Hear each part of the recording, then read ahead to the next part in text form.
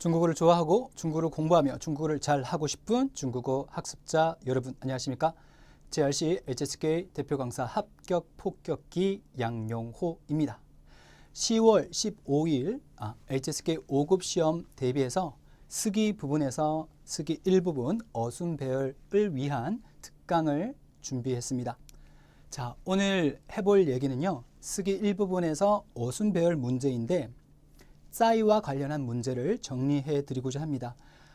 제가 이 특강을 통해서 여러분들한테 공개하는 내용은 그냥 일회성에 그치는 것이 아니라 규칙성을 띠고 계속 나오고 있는 문제들을 정리해낸 내용입니다. 그래서 여러분들이 단순히 10월달 문제를 위해서 이 강의를 듣는다라고 생각하지 마시고 나의 중국어를 위해서 그리고 앞으로 계속 출제될 가능성이 있는 중요한 내용을 공부한다라고 생각하시면서 접근하시는 것이 맞다고 생각합니다. 자, 그러면은 짜이와 관련한 문제 어떤 게 있는지 일단 목차부터 보겠습니다. 크게 세 가지를 얘기할 건데요. 짜이의 세 가지 용법이 있습니다. 짜이의 세 가지 용법 그리고 관련 예제를 하나씩 풀어볼 거고요. 그리고 마지막으로 짜이와 이치가 어떤 관계가 있는지 과연 이치가 우리가 알고 있는 부사 함께 그것이 다인지를 조금 제가 설명해 드리고자 합니다. 자, 중심은요. 짜이에 관한 세 가지 용법이니까 자 시작하겠습니다. 여러분 가장 잘 아시는 것처럼 짜이는 첫 번째 가장 중요한 기능이 일단 짜이 뜻이 뭐더라? 어디에서 혹은 언제에 라는 전치사입니다. 중국어 어법에서는 개사라고 부르고요. 여러분 전치사라는 것은 혼자서 자립할 수 없습니다. 그래서 항상 뒤에 어떤 단어가 따라와 줘야 돼요. 이걸 뭐라고 부르냐 하면요. 개사가 중심이 됐다. 혹은 우리말에 전치사가 중심이 됐다. 그래서 전치사구 혹은 개사구라고 이름 붙입니다. 그리고 그 뒤에는 이렇게 짜이 플러스 장소, 시간의 단위가 형성이 되었다. 그 다음에 뭐 할 거냐? 동사를 수식합니다. 이건 전치사, 개사의 제1용법이기도 합니다. 기본이에요. 자, 동사 앞에서 이 동사를 수식하는 그 기능으로 보자면은 부사와 그 기능이 비슷하죠. 오케이. 그 전에 짜이는 뒤에 뭔가가 붙어야 되겠다. 그 어떤 의미의 단어가 오느냐? 장소나 시간을 나타내는 말이 와서 뒤에 동사를 수식한다라는 겁니다. 제일 중요한 용법이죠. 자, 예문을 보겠습니다. 我在咖啡厅等你. 이 문장의 뼈대는 나는 기다린다 너를 이거예요. 그러면 在咖啡厅이라는 이 개사구가 덩을 수식하고 있다 이렇게 이해를 하셔야 돼요. 나는 기다리긴 기다리는데 어떻게 기다린다? 在咖啡厅 커피숍에서 기다린다라는 겁니다. 在 장소 뒤에 덩이라는 동사가 와주었고요. 자, 두 번째 这项工程将在5个月后完成. 자, 공청 역시 5급 필수 단어니까 잘 알아두시기 바랍니다. 공정 혹은 공사라고 하고요. 자, 여기 짱도 너무나 중요한 단어예요. 장차라는 미래 시제를 나타내는 부사입니다. 자, 다시 这项工程 이 공사는 장차 在 여기 볼까요? 在5个月后 이게 이제 在 개사구, 전치사구가 되어서 뒤에는 완청, 동사를 수식하고 있습니다. 그래서 전체적으로 이 공사는 장차 5개월 후에 완성될 것이다 라고 했습니다. 각각 장소와 시간이 와주고 있지요. 그 다음에 뒤에는 동사가 와줬고요. 이게 바로 짜이의 제1용법이다. 아시겠죠? 자, 그러면요. 관련 예제로 한번 가보겠습니다. 일단 화면 정지를 하시고요. 여러분들 자료를 한번 풀어보시고 이따가 저의 설명을 들으시면 되겠습니다. 자, 화면 정지하고 풀어봅니다. 네, 자 풀었다고 가정하고 한번 가볼게요. 일단 제시어 뜻을 분석해야 되겠죠. 꽁주어는요. 일을 하다라는 동사도 되고 또 일 혹은 직장, 일자리라는 명사도 돼요. 그 다음에 샤오쇼 아주 중요한 단어입니다. 판매하다라는 단어예요. 판매하다. 그 다음에 짜이, 타, 그 다음에 뿌먼이 있는데 뿌먼은 부서라는 뜻입니다. 그러면은 우리가 일단 문제를 만났을 때 가장 먼저 할 일이 뭐라 그랬냐면은 의미를 따져서 결합될 수 있는 단어는 결합시켜서 덩어리 개수를 줄여야 된다라고 말씀드렸어요. 그럼 여러분들 샤오쇼랑 그리고 뿌먼이랑 어떻게 할 수 있지 않을까요? 자, 쓰기 일부분에서 자주 적용되는 개수를 줄이는 원칙 중에 하나가 제시어 1과 제시어 2를 바로 연결시켜 명사구로 만들 수 있다. 중요한 원칙이에요. 그래서 销售 그리고 部门 이걸 결합시키면 판매부, 판매부서가 돼갖고 명사구 한 단어처럼 쓰여질 수 있습니다. 그래서 일단 개수를 줄인 게 销售部门, 판매부서가 되겠고요. 그 다음에 우리가 짜이를 처리하려고 해보자. 뒤에는 뭐가 온다 그랬다? 장소나 시간을 나타내는 말이 와줘야 한다라고 말씀드렸죠. 그래서 시간이나 장소를, 시간은 전혀 없고 장소가 될 만한 단어가 있습니다. 뭐 바로? 销售部门. 그러면은 판매 부서에서 라는 뜻이 되는 겁니다. 이해하시겠죠? 자, 그래서 결국은 이런 형태가 되겠죠. 在销售部门. 이 在 개사구가 됐으면 뒤에 뭐가 와야 된다 그랬다? 동사가 오라고 했으니까 동사는 꽁주어밖에 없으니까 타는 주어가 되고 결국은 이런 모양이 될 겁니다. 타, 그는 어디에서? 在销售部门. 판매부에서 꽁주어 일을 한다. 이렇게 되겠죠. 간단하죠. 어찌 보면 여러분들 이 문제는 선생님 너무 쉽습니다. 저는 선생님 말씀 듣지 않아도 다 맞췄어요. 네. 하지만 여러분들 단순히 감으로 맞추는 거랑 이론적으로, 그러니까 어법적 원칙을 가지고 1회에서 답이 된다라고 이해하는 거랑은 천지차이입니다. 왜냐하면 이렇게 이론적으로 어떤 원칙을 확립해 가면은 나중에 새로운 문제를 만나도 그 기준에 입각해서 문제를 합리적으로 풀 수 있기 때문이죠. 혹은 다른 사람에게 이래서 이게 정답이야, 이렇게 해야 어순배열이 맞아라고 설득시킬 수가 있는 겁니다. 이해하시겠죠? 그래서 여러분들 맞췄다고 가벼이 여기시는 거 아닙니다. 저의 설명을 잘 들어보시면은 혼자서는 하기 어려운 좋은 내용들을 하나씩 정리해 갈 수 있을 겁니다. 자, 그래서 두 번째 용법으로 넘어가 볼게요. 이번에 좀 특이하죠? 자, 보십시오. 뭐가 달라졌죠? 在 뒤에, 동사 뒤에 在 장소 시간이 온다라는 게 달라졌습니다. 아까는 앞에 왔거든요. 在 장소 시간이 동사 앞에 왔는데 이번엔 뒤에 왔습니다. 자, 예문을 보고 확인을 해볼게요. 자, 这件事发生在19世纪末. 이래 보면 이 사건은 发生在, 일단은 发生在를 하나의 덩어리로 취급을 해볼게요. 하면은 언제 발생하다. 19세기 말에 발생했다. 말 되죠? 그쵸? 이해가 됩니다. 그 다음에 我把遥控器, 나는 무엇을? 여러분 遥控器에서 여러분 앞에 야오라는 단어는요. 우리말에 요원하다에 멀다라는 거고요. 야오, 멀다, 요원하다. 그 다음에 콩은 중요한 5급 필수 단어에서 나온 건데, 자, 여러분들 맞춰보세요. 잘 알고 있을 것 같은데 콩즈라는 단어가 있습니다. 뭐예요? 통제하다, 제어하다, 영어로 컨트롤하다라는 뜻입니다. 콩즈. 오케이, 그래서 멀리서 통제하다라는 뜻이니까 원격 조종하다가 되겠죠. 치는 기기니까 결국 무슨 뜻이다? 야콩치는 리모컨입니다. 자, 我把遥控器, 나는 리모컨을 放在 어디에 놓았다. 어디에? 沙发上了, 소파 위에 올려놓았다. 이렇게 되는 겁니다. 이해하시겠죠? 자, 그렇다면은 이런 문제가 생기겠죠. 선생님, 아까 在는 동사 앞에 왔었는데 이번엔 동사 뒤에 왔네요. 도대체 동사 뒤에 오는 기준이 뭡니까? 그렇습니다. 자, 이렇게 얘기할 수 있어요. 간단하게 얘기하면은 어떤 대상이 동작을 통해서 어떤 장소나 시간을 도달되는 장소나 시간을 나타낼 때, 다시 말해서 동작이 도달되는 장소나 시간을 나타낼 때 짜이는 동사 뒤에 올 수 있다. 말이 좀 어렵죠? 자, 이렇습니다. 문장 보기 해볼게요. 这件事发生在, 이렇게 이 동작이란 말이에요. 동작이죠. 발생하다를 통해서 어디에 도달이 되느냐? 이 사건이 19세기 말에 시점적으로 19세기 말에 가 있는 겁니다. 발생해서 어디에 가 있는 거예요. 거기에 딱 안착하는 겁니다. 시점적으로. 그래서 이때는 짜이가 동사 뒤에 올 수 있다라는 말씀이고요. 그 다음에 放짜이를 생각해 볼게요. 자, 리모컨이 있는데 이 리모컨을 放 동작을 통해서 짜이 어디에 가 있게 된다? 소파 위에 가 있게 되는 걸 얘기합니다. 동작을 통해서 어떤 대상이 어떤 장소에 혹은 시점에 도달됨을 나타낼 때 짜이는 동사 뒤에 쓸 수 있다. 이것이 핵심입니다.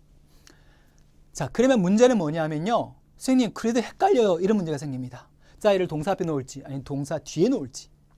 자, 의외로 실제 시험에서는 간단한데요. 실제 시험에는 만약에 짜이가 동사 뒤에 오는 것이라면 아예 처음부터 이 덩어리로 제시가 되는 경우가 절대적입니다. 그러니까 发生在라고 제시가 되고 放在라고 제시가 된다는 거죠. 그럼 아마 이때는 在가 동사 뒤에 오는 케이스구나 라고 생각하시면 돼요. 이해하시겠죠? 자, 그래서 실제 예제를 한번 가보겠습니다. 자, 화면 정지하시고요. 풀어보고 그 다음에 제가 설명해 드릴게요. 자, 화면 정지합니다. 네, 여러분 풀어보셨죠? 혼자 고민하고 그 다음에 저의 설명을 들어야 효과가 더 배가가 됩니다. 자, 가볼게요. 일단 뜻을 파악해 보겠습니다. 包括在에서 包括는 뭐냐 하면은 포함하다라는 뜻이거든요. 그러면 包括在가 되었으니까 동사 뒤에 在가 온 거구나 라고 생각을 하셔야 돼요. 동사 뒤에 在가 온 케이스구나. 그러면 在 뒤에는 뭐가 와야 되겠다? 장소나 시간을 넣어야지 라는 생각이 필요하다. 자, 包括在는 그래서 어떻게 해서 어디에 포함되다 라고 해석을 하시면 돼요. 그 다음에 太极拳 태극권이죠. 그 다음 比赛项目 하면은 시합 종목이라는 뜻이고요. 그 다음에 예 역시 그 다음에 之内 뭐뭐뭐뭐 안에라는 겁니다. 자, 이걸 보시면서 어떤 생각을 해야 되냐? 어라 之内에서 이제 之는 의미적으로 본다면은 무엇의 더와 비슷해요. 그래서 얘는 혼자 자립할 수 없으니까 앞에 무언 단어를 붙여야 된다. 근데 분명한 것은 얘가 장소를 나타내고 있단 말이에요. 어느 안에니까. 그래서 包括在什么什么之内라는 형태가 갖춰질 수 있겠죠. 그래서 일단 이렇게 요약을 할 수 있습니다. 包括在什么什么之内 어디 안에 포함이 되다. 가능하겠죠? 자, 그 다음에 그러면 여기에 이 자체로는 의미의 완성이 이루어지지 않으니까 뭔가를 넣어야 되겠다. 그래서 넣으려고 찾아보니 뭐가 가장 알맞아요? 그렇죠. 比赛项目를 여기 중간에 넣으면 어떻게 되느냐? 包括在比赛项目之内 하게 되면 시합 종목 안에 포함되다가 되겠습니다. 자, 이런 모양이 됐겠죠. 包括在比赛项目之内 여러분들 문제를 풀 때 그냥 한 큐에 다 해결하는 거 아니에요. 물론 딱 보자마자 의미의 윤곽에 근거해서 확 문장이 정리가 될 때가 있는데 그게 아닐 때가 있어요. 그러면 할 수 있는 것부터 가셔야 돼요. 알겠죠? 의미를 생각해서 그리고 어법을 생각해서 줄일 수 있는 건 줄여놓자. 그러면 이제 하기가 훨씬 쉬워져요. 지금 이 상태는 주어가 없는 상태니까 여기에 뭔가 주어가 들어가는 게 있어야 되겠다. 왜냐면 얘가 包括가 동사니까. 그쵸? 그러면은 뭐 타이지 주엔이 아마 주어가 될 것이다. 그래서 제일 앞에 가지고요. 그럼 얘는 뭐다? 역시니까 동사 앞에 와줘야 되겠죠. 그래서 이런 모양이 될 겁니다. 타이지 주엔 태극권 역시도 어떻게 어디에 包括在 포함이 된다. 어디? 比赛项目之内 시합 종목 안에 포함이 된다. 이런 모양이 되는 겁니다. 그래서 이걸 우리가 처음부터 학습을 할 때 아하, 包括在 어디라고 하면은 어디에 포함되다라고 해석하면 되는 거구나. 이렇게 정리를 하셔야지 가장 좋습니다. 太极拳也包括在比赛项目之内 태극권 역시도 시합 종목 안에 포함된다. 이렇게 되겠습니다. 저희는 지금 在가 동사 뒤에 오는 케이스를 한번 풀어봤습니다. 包括在 그쵸? 자, 이번에는요. 여러분들 在하고 방위사라는 것은 깊은 관련이 있는데 그거를 얘기해 드릴게요. 방위사라는 것은요. 방향과 위치를 나타내는 단어 부류입니다. 우리가 在 뒤에는 장소가 와야 된다는 거 분명한 거고 혹은 시간이 와야 된다는 거 얘기를 했어요. 근데 그 단어 자체가 장소의 의미를 가질 때가 있습니다. 이것처럼요. 在家 집에서, 在学校 학교에서. 그러니까 이것들은 그냥 단독으로 在 뒤에 올 수 있게 되는 거잖아요. 그 다음에 공스, 그 다음에 링위. 자, 5급 단어 왔습니다. 링위라는 것은 영역, 분야라는 뜻이죠. 그 在什么什么领域 하게 되면 어떠한 분야에서 라는 뜻이 되고요. 그 다음에 部门도 중요하죠. 5급 단어. 아까 어떠한 부서. 그 다음에 方面, 어떠한 방면에서. 하지만 이처럼 그 자체가 장소가 아닌 단어들은 여러분들 이렇게 링위 부먼이라고 했을 때 이렇게 장소의 느낌이 안 드신다라고 생각할 수 있는데 그대로 이제 물질, 구체 명사일 수도 있고 혹은 이것처럼 어떤 추상 명사이지만 장소의 의미를 가질 수도 있어요. 알겠죠? 네, 복잡하니까 좀 지우겠습니다.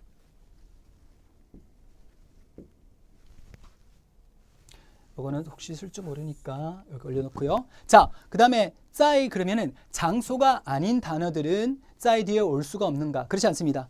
올 수 있어요. 근데 조건이 있어. 뭘 붙여야 돼? 뭘 붙인다? 방금 얘기하는 방위사라는 걸 붙여야 돼요. 이걸 가장 많이 씁니다. 상, 중, 하, 리.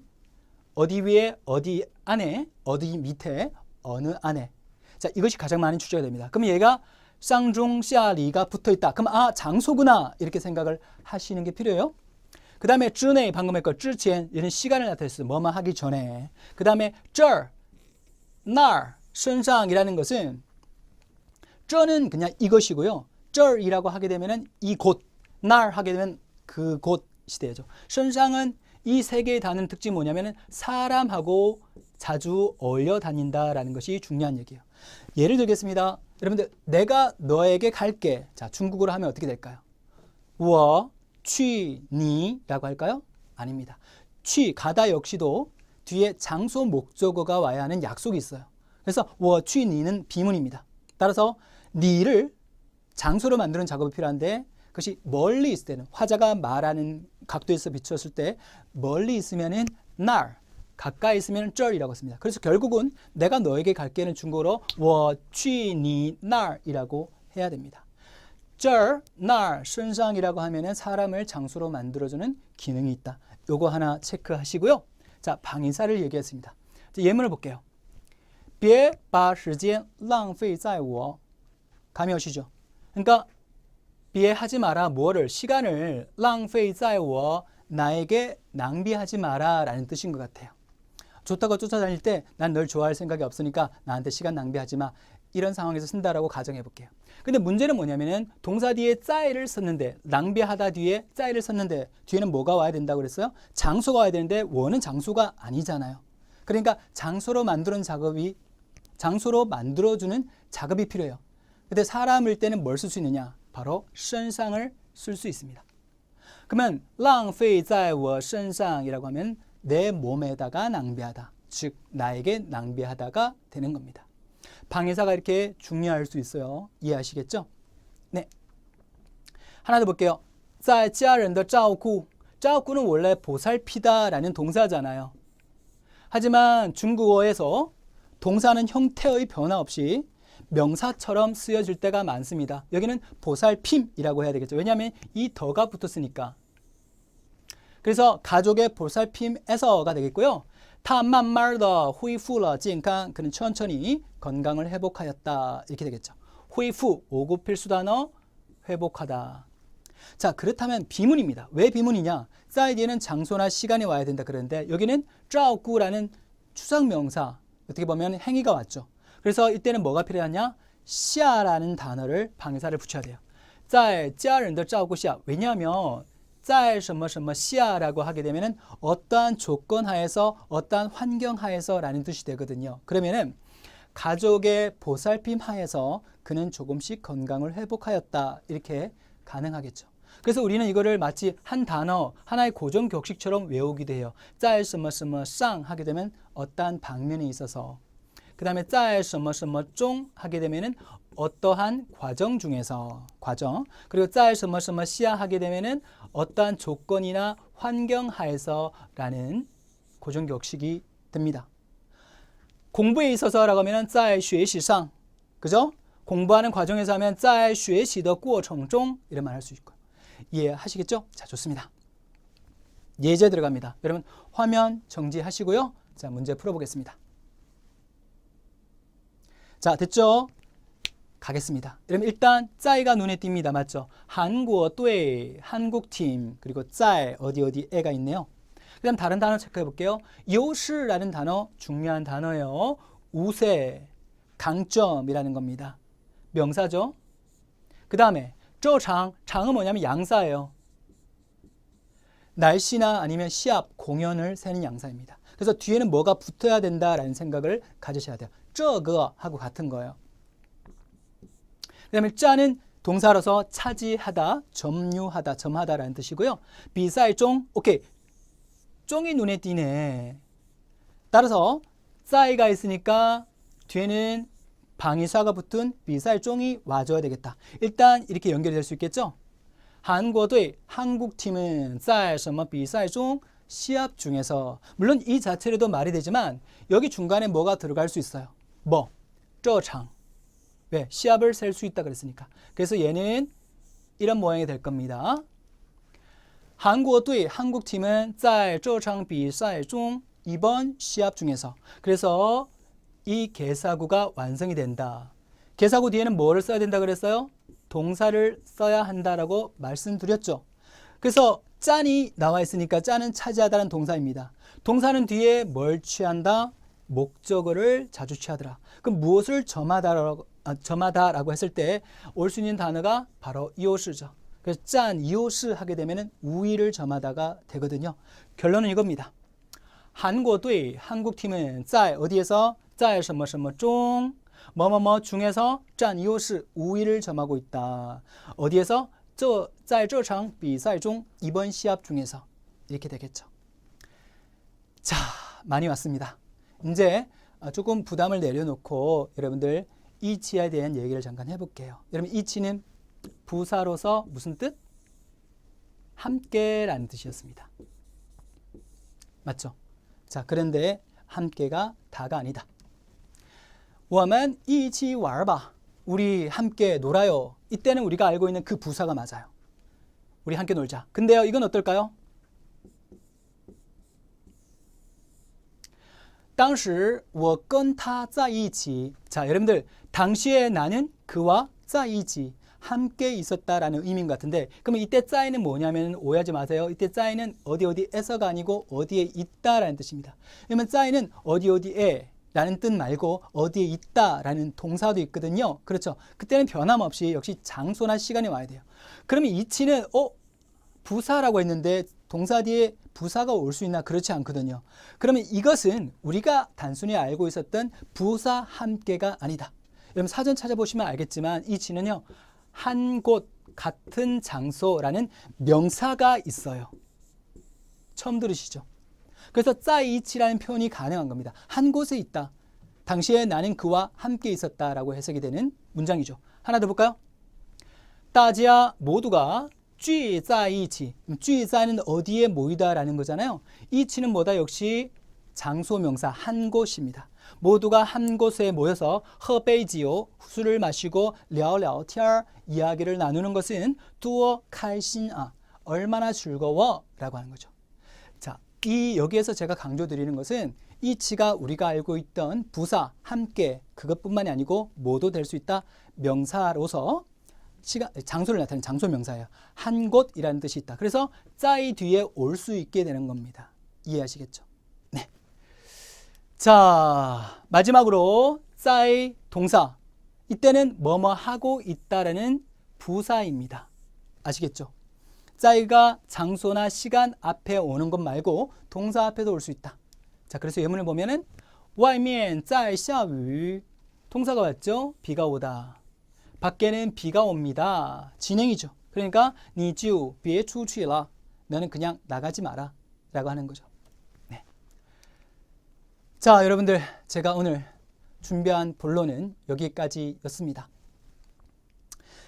쓰기 1부분 어순배열 8문제 각각 5점씩 그래서 1부분을 다 맞추게 되면 5, 8이 40, 40점을 획득하게 됩니다. 이상적인 점수는 8개 중에서 다 맞추는 게 가장 좋겠죠? 많이 틀린다면 2문제 정도. 자, 그러면 어떻게 하면 많이 다 맞거나 8문제 다 맞거나 2문제 정도 틀릴 정도의 실력을 갖출 수 있는가? 가장 중요한 것은요. 출제 원리에서 알 수 있는데 출제 원리는 출제위원들이 문제를 만들 때는 5급 필수 단어를 제시를 하면서 뜻을 알 수 없게 만들고 두 번째로 어법 포인트들이 각각 있습니다. 그렇죠. 그래서 여러분들이 필수 단어의 뜻을 아는 것이 매우 중요하겠죠. 근데 1300개 필수 단어는 너무 많으니까 당장 내가 뭔가를 조치를 취하는 상황이다. 발등에 불 떨어진 상태다. 그러면은 뭐라도 해야 될 텐데 바로 685 우선 단어를 외우는 겁니다. 뭐 한반에 시험 주최 기관에서 이걸 선정한 것이 아니고 제가 선정했습니다. 중요한 단어를 골라보니까 정말 자주 나오는 영역 불문 자주 나오는 매회 자주 나오는 단어를 찾아보니까 685가 정도가 있더라고요. 그래서 이 685개 우선순위로 단어를 외우시는 것은 상당히 효과적이다. 바로 시험에서 효과적으로 써먹을 수 있습니다. 자, 그러면 이것이 어디에 있는가? 네, 자, 일단은 여러분들 가장 좋은 곳은요, 강남 JRC HSK 학원으로 오셔서, JRC 중국 학원에 오셔서 합격 폭격기 양용호 강사의 수업을 함께 들으시는 겁니다. 딱 한 달만 투자를 해보십시오. 중국어의 질이 달라지고 앞으로 혼자 공부할 수 있는 내공과 좋은 자료를 확보하시게 될 겁니다. 제가 책임을 지고 여러분들한테 강의를 하고 있으니까 혹시 여건이 되시면은 강남 JRC로 오셔서 양용호 강사와 함께 공부하는 것을 강력히 추천드립니다. 혹시 그게 안 되면요, 여러분들 다음 검색에다가 HSK 합격 폭격기 양용호, HSK 합격 폭격기 양용호만 쳐도 되는데, 그러면 제 카페가 나올 겁니다. 여기에 들어오시면 제가 685 우선 단어뿐만이 아니고 여러분들 기본적으로 필요한 자료들을 많이 제공하고 있으니까 그 자료를 활용하실 수 있습니다. 최근에 제가 신간을 냈습니다. 차이나는 중국어 HSK라고. 저의 모든 엑기스 노하우를 녹여낸 책이니까 혹시 책으로 공부하시겠다 싶으시면은 차이나는 중국어 HSK를 가지고 공부하셔도 될 것 같습니다. 자, 여러분들 수고하셨고요. 항상 또 연구하고 또 준비해서 여러분들에게 또 좋은 양질의 강의를 하도록 노력하겠습니다. 여러분들 계속 관심을 갖고 저희 강의를 지켜봐 주시고요. 그리고 JRC 학원도 많이 찾아주셔서 여러분들의 중국어가 질적으로 바뀌기를 진심으로 바랍니다. 여러분 수고하셨고요. 다음 시간에 뵙겠습니다. 大家辛苦了，再见。